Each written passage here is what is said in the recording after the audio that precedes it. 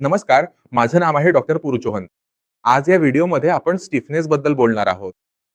Stiffness ही एक मोठी समस्या असते पॅलेससाठी आणि पॅलेसेसमध्ये स्टिफनेस जेव्हा येते, जर हातात असेल तर हात घट्ट होत आहे, मनगट उघडत नाही, बोटं उघडत नाहीत, हात खालीच राहतो, चालताना असं वरच्या बाजूला येतो, खांदा हलत नाही, फक्त वेदना कायम असते.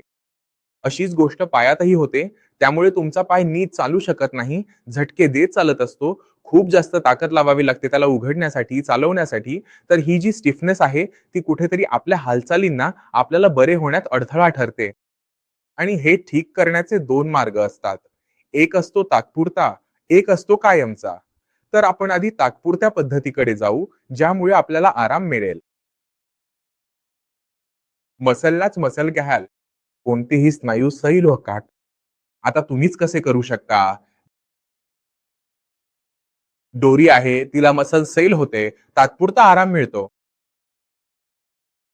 मालिश केली, गरम केली, तरीही मसल सैल होते.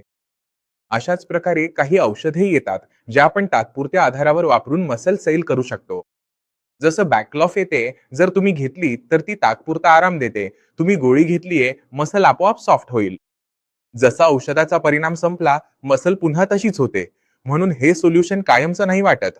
आपल्याला असं काहीतरी उपचार हवे असतात, जे कायमचं काम करेल. आता पोल्याला समजून घेण्यापूर्वी तुम्हाला हे समजून घ्यावं लागेल, की ही कडकपणा येतोय तरी का?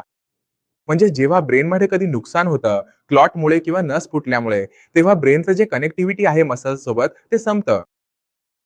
आणि जेव्हा मसल्सची कनेक्टिव्हिटी ब्रेन सोबत संपते, तेव्हा बाय डिफॉल्ट हा नियम लागू होतो. शरीरातील जी मसल्स आहेत, त्या त्यांच्या डिफेन्सिव्ह पोझिशन मध्ये येतील. आता माझा हात असा आहे, बरोबर ना? सर राहिलोय, कशातही अडकून नाही. जर मी इच्छितो, की मी चालताना किंवा बसताना अडचण येऊ नये, तर काय होईल? माझीही मसल्स आत जाईल, म्हणजे काय होईल?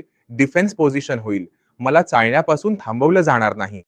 याच कारणामुळे आपण पाहतो, की जेव्हा कोणाला पक्षाघात होतो, तेव्हा मसल्स टाईट होऊन आतल्या बाजूला वळतात. आता ही टाईटनेस मोडणं खूप गरजेचं आहे. जर टाईटनेस तुटला नाही, तोपर्यंत पेशंटचा वेदना संपणार नाही. नाही, जर आपण हात उघडत आहोत आणि पेशंटला वेदना होत आहे, जर मसल्स पूर्णपणे उघडल्या नाहीत, तर हालचालही होणार नाही आणि रेंजही मिळणार नाही. आता हे कायमचे कसे संपवायचे?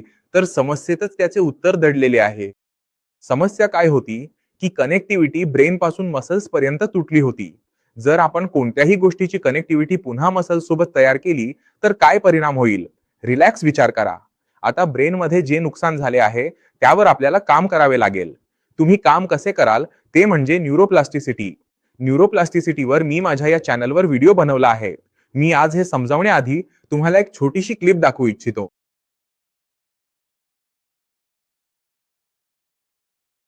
तर तुम्ही एक क्लिप पाहिली, काय समजलं तुम्हाला यातून? हे काय घडत होतं? काही समजलं का? पण 2 न्यूरॉन सेल्स जेव्हा आपण बोलतो, न्यूरॉन सेल्स, ह्याच सेल्समुळे आपला संपूर्ण मेंदू बनलेला असतो. तर जसं त्यांची न्यूरोप्लास्टिसिटी सुरू होते, ते एकमेकांचे हात मिळवायला सुरुवात करतात. आता आपण 2 सेल्स पाहिले होते. कारण आपण हे लॅबमध्ये पाहिलं, पेट्री डिशमध्ये पाहिलं, मायक्रोस्कोपने पाहिलं, म्हणून 2 पाहिले. पण मेंदूमध्ये विचार करा, मेंदूच्या मधोमध एक सेल आहे, तर त्याच्या आजूबाजूला किती असे इतर सेल्स असतील? चारही बाजूनी तो वेढलेला असेल. आता त्याची कनेक्टिव्हिटी स्वतः सोबत आणि अशा कित्येक हजारो सेल्स सोबत असेल. तर तुमच्या मेंदूचा एक सेल किती सेल्सशी जोडलेला आहे, यावर अवलंबून असतं, की तुमचा मेंदू किती कॉम्प्लेक्स आहे. आता स्वतःबद्दल विचार करा आणि एखाद्या महान शास्त्रज्ञाबद्दल विचार करा. तुमच्यात आणि एखाद्या महान शास्त्रज्ञामध्ये काय फरक आहे? ते कसं विचार करू शकतात? का करू शकतात? मेंदूमुळेच. मेंदूचा एक सेल किती सेल्सशी जोडलेला आहे? तर आपण काय करायचं असतं? पॅरालिसिसमध्ये हे नुकसान झालं, काही सेल्स मरून गेले. पण जर आपण त्यांची कनेक्टिव्हिटी वाढवली, त्यांचे नेटवर्क वाढवले, तर आपल्याला रिकव्हरी दिसून येते. आता ही जी रिकव्हरी आहे ती का आली? कारण मेंदूमध्ये झाली न्यूरोप्लास्टिसिटी. हा जो मेकॅनिझम तुम्ही पाहिलात, त्याला न्यूरोप्लास्टिसिटी म्हणतात. आता न्यूरोप्लास्टिसिटी खूप महत्वाची असते आणि तिचे परिणाम अगदी उत्कृष्ट दर्जाचे असतात. मी तर म्हणेन हे परिणाम बघा. जिथे तुम्हाला वाटतं की तुम्ही हिंमत हारायला लागलात, जिथे तुम्हाला वाटतं की तुमचं पॅरालिसिस बरा होऊ शकत नाही, तिथे ही न्यूरोप्लास्टिसिटी. म्हणून आता तुम्ही हिंमत हारू नका. हिंमत घ्या आणि सुरू करा व्यायाम, आहार आणि औषधं. न्यूरोप्लास्टिसिटी तुम्ही सगळ्यांनी मिळून कराल, तर जसं या पेशंट्सना परिणाम मिळाले, तसेच तुम्हालाही मिळतील. तरीही तुमच्या मनात काही शंका असतील, काही विचारायचं असेल, तर अगदी स्वागत आहे. तुम्ही माझ्याशी येऊन भेटू शकता. संपूर्ण टीम आहे. तुम्ही त्यांच्याशी बोलू शकता. याचबरोबर मी आता परवानगी घेतो. पुढच्या व्हिडिओत भेटू. तोपर्यंत नमस्कार.